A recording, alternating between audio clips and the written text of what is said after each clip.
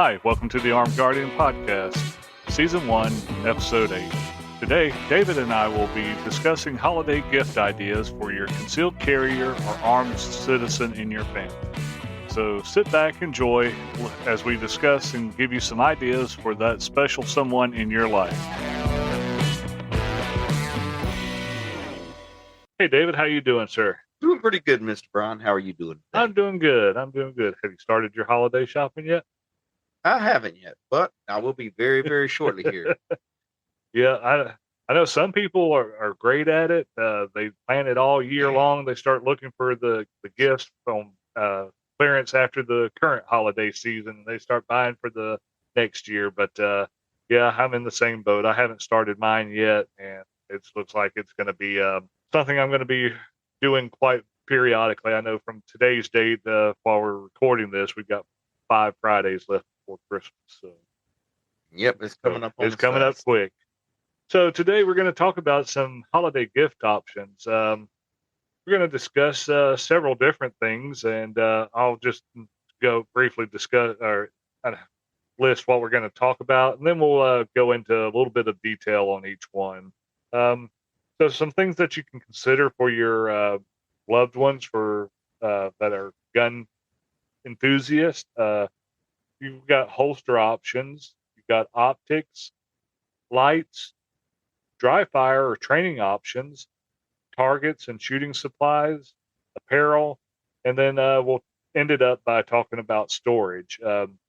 These are just going to be a quick episode just to kind of give you an idea. You got someone that's into firearms, and maybe you're not, and you want to surprise them, show them that you're interested in what they love, and give you some ideas of something to consider for that loved one. So, David, you mention that you wanted to talk about the holster. So you want to lead us off on a holster discussion? Yes. Right. So just a general overview of holsters. You have your outside the waistband holsters, which basically you can wear on your hip, but some people like to wear them more towards their back hip portion. For the outside the waistband. Those are most of the time open carry holsters, although you can conceal them with a shirt or something like that. If you do raise your arms, they will be no longer concealed. Right. Yeah. Then you have your inside the waistband holsters, gives you a little more concealment.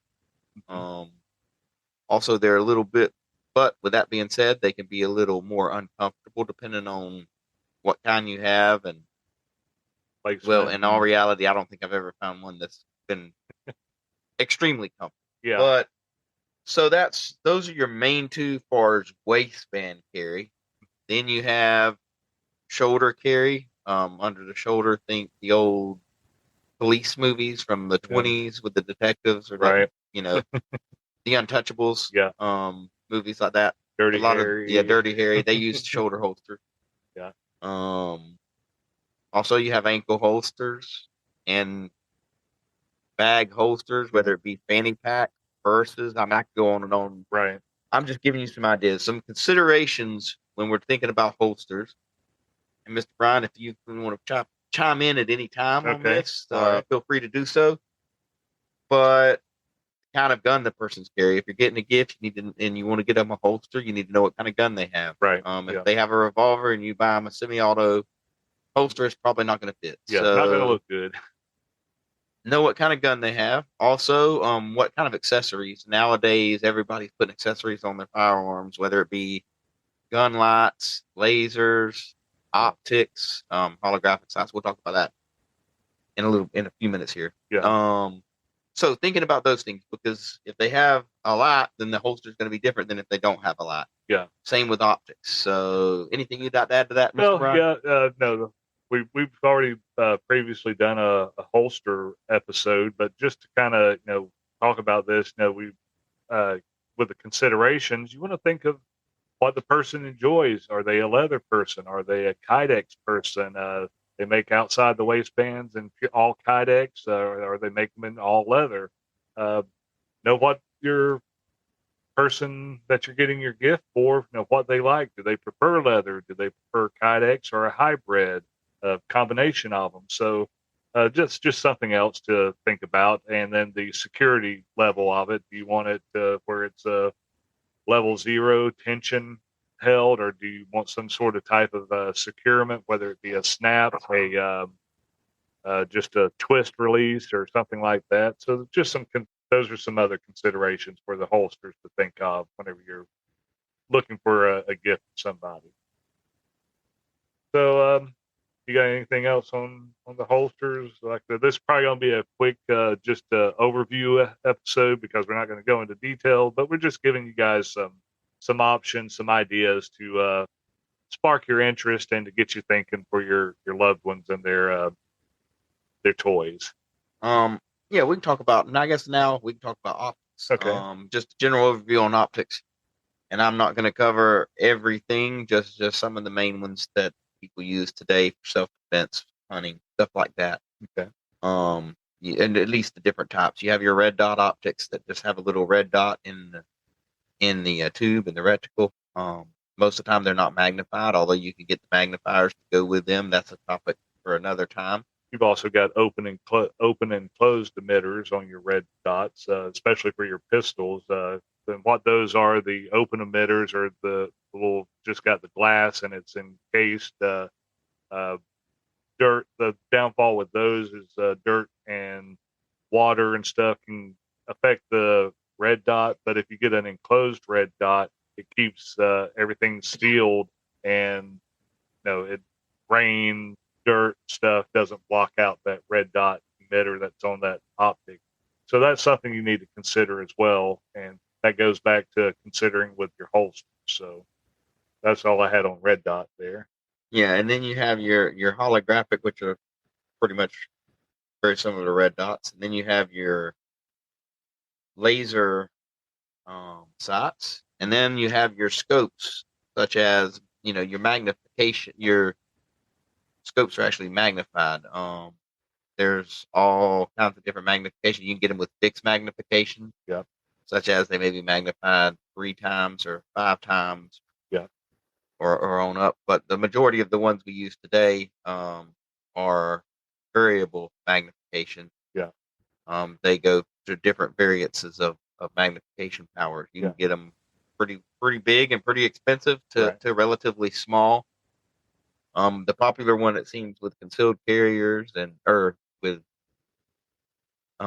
concealed carriers, home defense type situations would be the LVPOs. Right.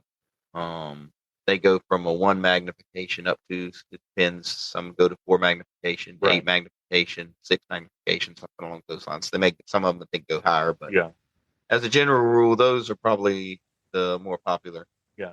So that's just a little bit on optics. If you're looking and something else on scopes that if you're looking for your hunter enthusiast, they've got the whole scopes where the reticle inside is either plain, it's a black reticle that pops up on there, or it could be a lighted reticle, or either you have some of the scopes that have the night vision attachment, or a actual camera where you can take pictures of what's being viewed through the scope. So those are some others. Those are a little bit on the higher end, but the lighted reticle inside the scope, those are pretty neat, especially if you're shooting in maybe not a dark situation, but a low light. You're out in the deer stand early in the morning or late at night as sun's setting and or rising, and it's kind of hard to see that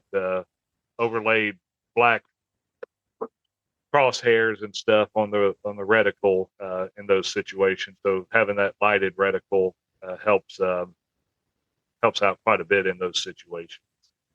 Yes, absolutely. And once again, this is a general overview on scope, but that's to give you an idea as you're looking. And I think the biggest thing is, knowing what the person you're looking to buy a gift for is interested in. Right. And then, making the decision on that accordingly. Yeah. Mr. Brian, is there anything that you would like to talk about on lights? We've talked about lasers and optics, but lights. Yeah.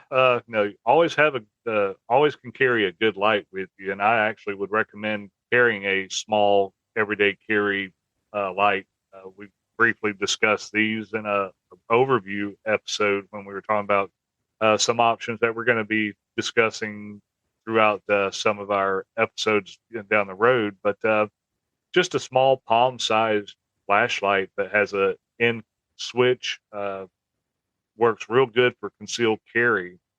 It bright enough.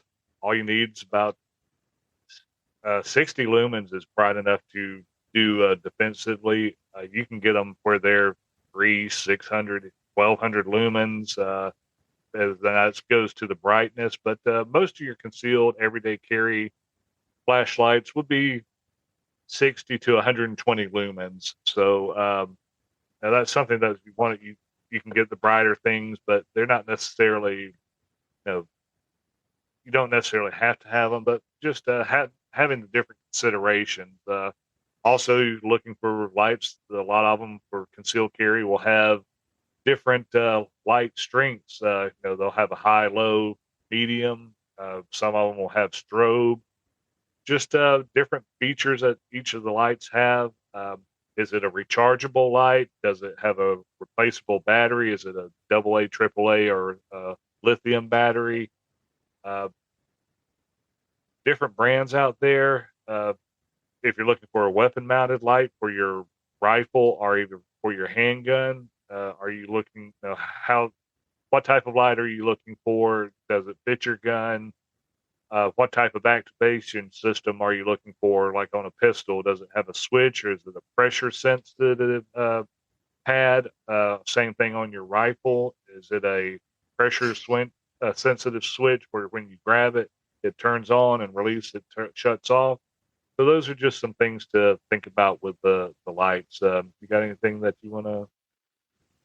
Can't think of anything else. I think that pretty much covers the overview. Yeah, and then we'll talk about training, dry fire options. They make cartridges that fit inside the firearm, both your rifles, shotguns, and pistols that has a activated laser. So whenever the trigger is pressed, that it activates the laser, and you can use that on a target, something that you're aiming at to check your accuracy, your sight picture and sight alignments. That helps a whole lot. Also with movement of your pistol. There's several programs out there. Mantis has I'll just throw them out there because they actually have a cool system that I'm looking, that's kind of on my wish list to get, is you can attach it to your actual regular gun, and it will track your gun's movement during the pressing of the trigger. So you will actually see how bad or how much movement you have while you're pressing the trigger. So that'll help out with that. You have SIRT pistols, the laser activated pistols that will are similar to the shape size of different firearms, and they use a laser red dot. Whenever you press the trigger and it hits that break point, it'll throw a light up on your target, your wall, or whatever. And again, that's just for training, practicing your trigger press, your trigger reset, your sight picture.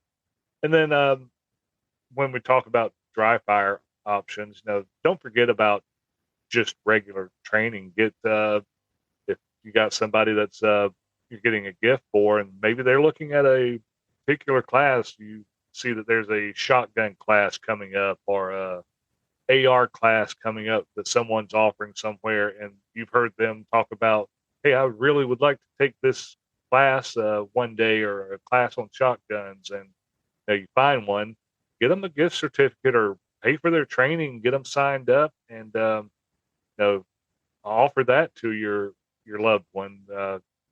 I'll take all the training. Anybody wants to buy me training, just email me, and I'll take the training if you want to pay for it. But no seriousness. Dry fire and training. We think about buying the holsters, guns, ammo, stuff like that. But don't forget the training. Training is real important. So, talk a little bit about targets and shooting supplies. It's a good thing to buy the different targets. Sometimes you can get reactive targets. You can get the self-healing targets for plates and stuff that have the polymer, and then whenever you shoot it, they self-heal, and you can use them repeatedly. A lot safer than steel if you're in a close environment. But just get them different training aids, snap caps, malfunction caps, or ammo that simulates malfunctions for them to train with. And anything that you can do to help them better themselves is a good thing for targets and shooting supplies. Don't forget a range bag. Occasionally range bags get old, dirty, especially if you use them a lot. Maybe they got a loved one that needs earmuffs or safety glasses, or maybe they have prescription glasses and you want to get them a good pair of shooting glasses. They make those that they can wear that are safety, but they are also prescription, where they're not having to use their personal everyday prescription glasses for things. Cleaning kits, we can always use cleaning kits, go through solvents and stuff like that quite frequently if you shoot a lot. So yeah, that's pretty much all I can think of on just little things like that. Anything? Well, and one of the things on the earmuffs, that I have come to like is the electronic.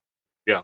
If you're going to invest in a set of earmuffs, the electronic ones are really something good to look at, because they cancel the noise, so you can hear what's going on around you, but yet whenever it gets above a certain decibel level, it cancels it. So those are really nice. I like the noise canceling. And something else with the earmuffs, you have to consider: you can get slim electronic earmuffs or even slim earmuffs, but are they shooting a rifle? Are they using it for handgun? Because some of the standard earmuffs that you get are large, and if you're trying to shoot a rifle and you're leaning your head up against the stock for the sight picture, makes it a little bit hard or difficult to use those larger earmuffs. So you got your slim electronic earmuffs.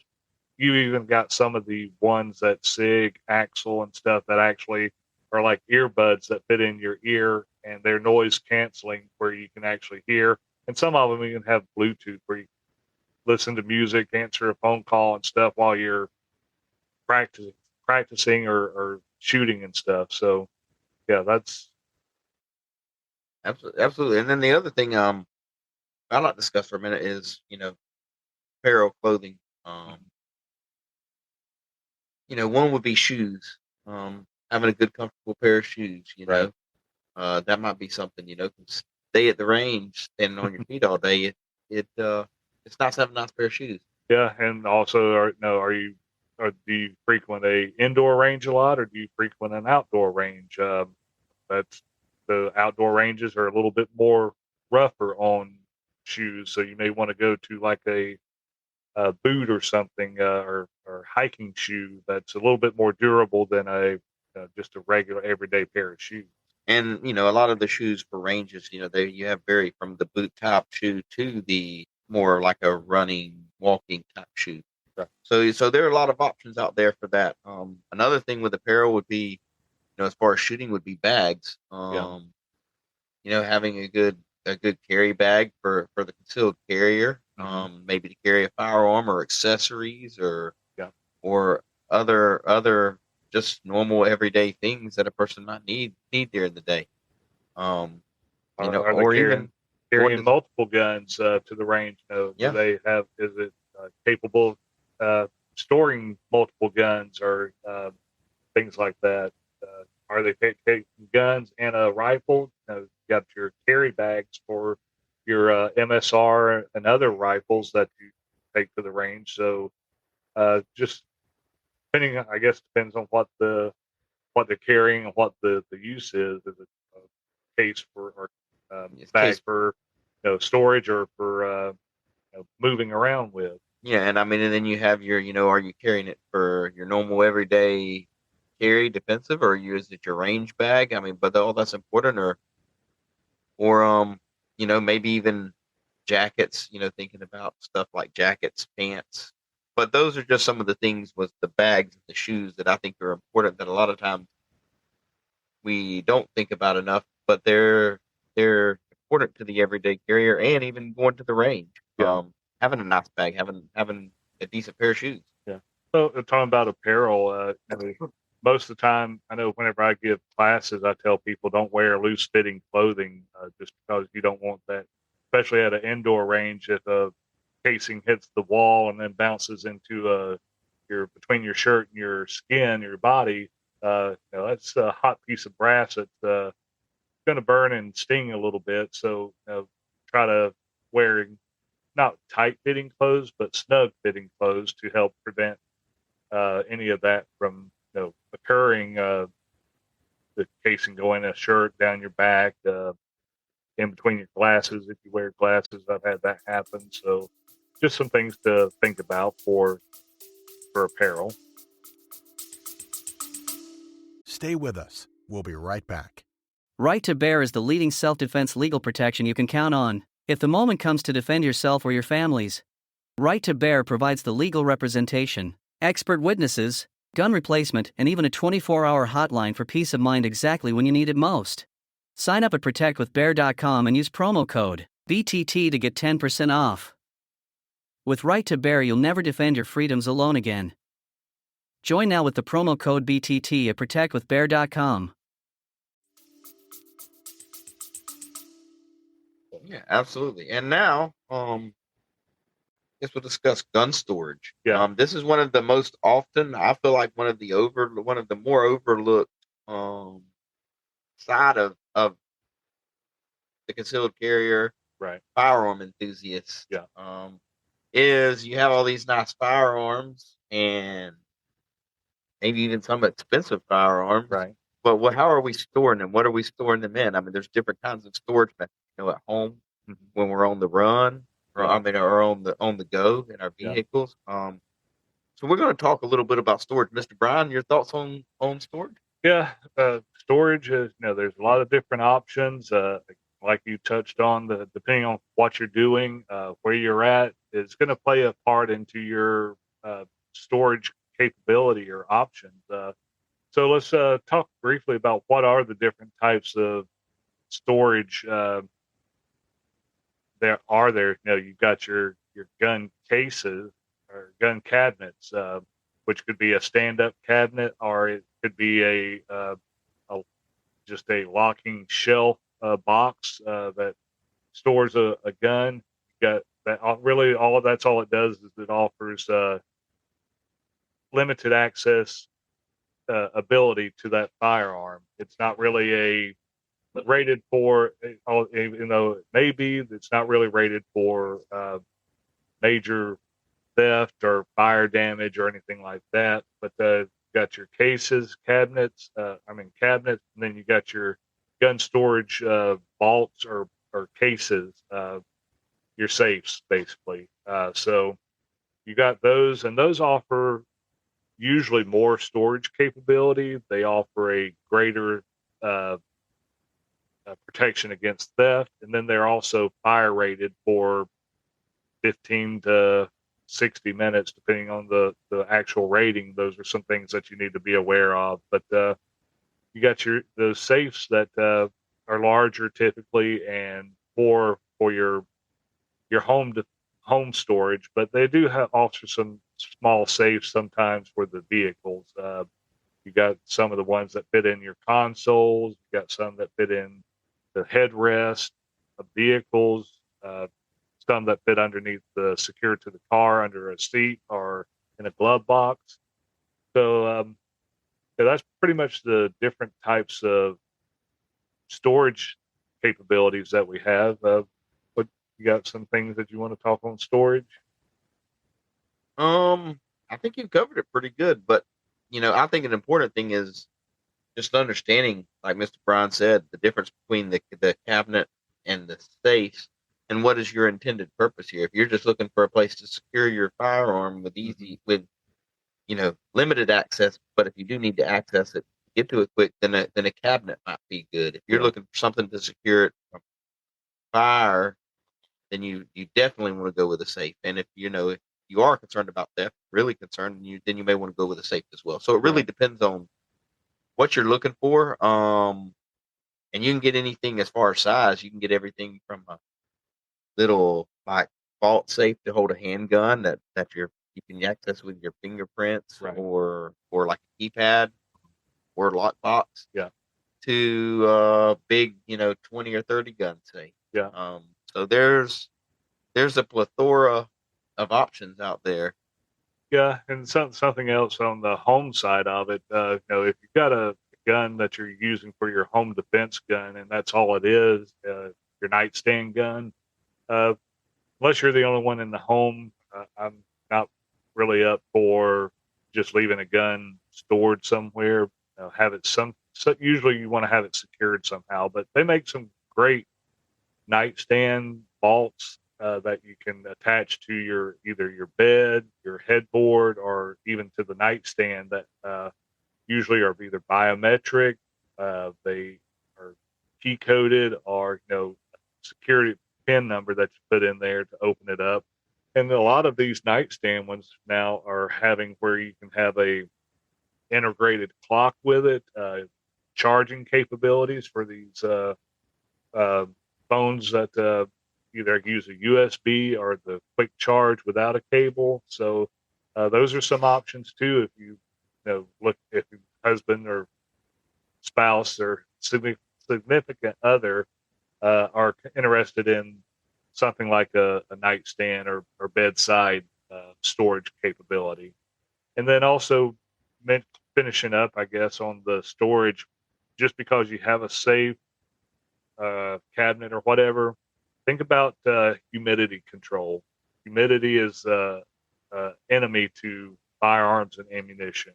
So you need to make sure you have some sort of dehumidifier, which they make some that you plug into electric outlet that dries out, and then you just throw it into your cabinet or safe, and periodically you just take it out, plug it back up to dry out the moisture beads on it.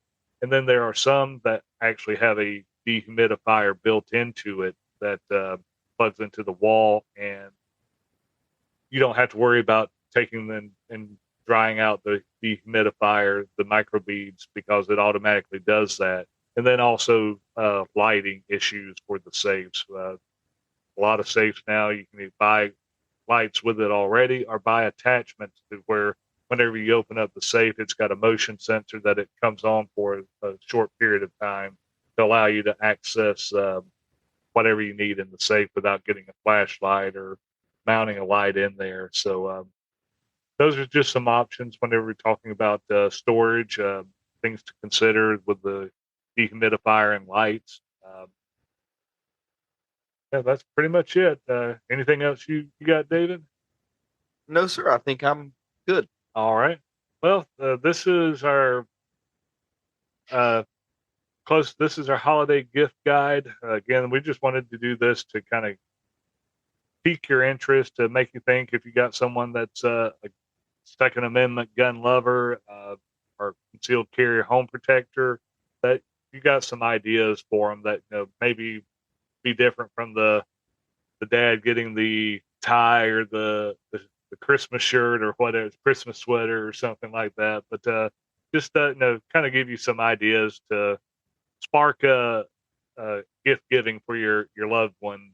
And got a couple more episodes for this year before we wind up this year's episodes, and we're already working on our episodes for next year. But we hope that you and your family have a happy holiday, Merry Christmas, and we look forward. Thank you for your support, and we hope that you continue to follow us and support us. And if you have any questions or anything, feel free to reach out to us at podcast@blueberrytactical.com, and we will, if it's a guest or if it's a topic that you would like to see covered, or you just have some information, email us, and me or Mr. David will get back with you and help you with whatever it is, or take that recommendation for a guest or topic to cover, and we will try to work that into our format. So again, y'all have a Merry Christmas, Happy Holidays, and we thank you for your support. The views and opinions expressed in this podcast are those of the host and the guest and do not necessarily reflect the views and opinions of the podcast publisher, its affiliates, or any other entity. The information contained in this podcast is for entertainment purposes only and should not be construed as medical, legal, or financial advice. The podcast publisher and its affiliates assume no responsibility for any liability, loss, or damage caused by the use of information contained in this podcast. Listeners are advised to consult with a qualified professional before making any decisions based on the information contained in this podcast. Hi, this is Brian, host of the Armed Guardian podcast and owner of Blueberry Tactical and Training. While we were looking to find an official drink for both the company and the podcast, we searched for several different types of drinks, and we have come to find Blackout Coffee is a drink that we can put our trust into. It's a coffee with values. It's coffee that's more than just a coffee company. They're a purpose-driven company that acknowledges the people and the traditions that make our country great. They're known for supporting the traditional American values, military, first responders, and hardworking people all across America. Blackout Coffee was founded on the principles of conservative values. The founders believe in the importance of hard work, personal responsibility, family, respect, and traditional American values. So Armed Guardian Podcast and Blueberry Tactical are proud to make Blackout Coffee our official drink for the podcast and our business. So in the link below in our show notes, if you don't mind visiting, check out them. They also have teas and cocos that are available if you prefer those. But check them out. There's a link in the show notes, and there's also a coupon code for 10% off your first order. So check out Blackout Coffee and enjoy their drink.